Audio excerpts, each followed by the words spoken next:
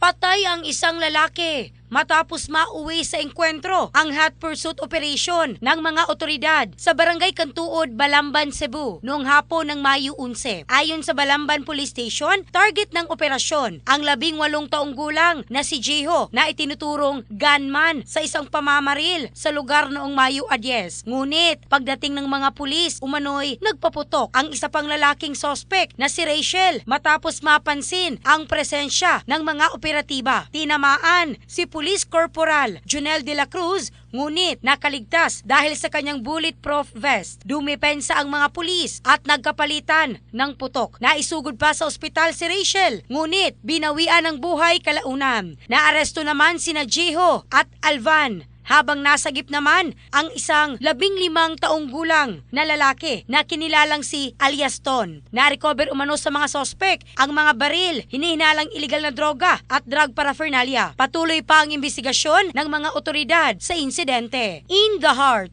of changing lives, ako si Michelle Craste ng Brigada News Philippines, the Music and News Authority.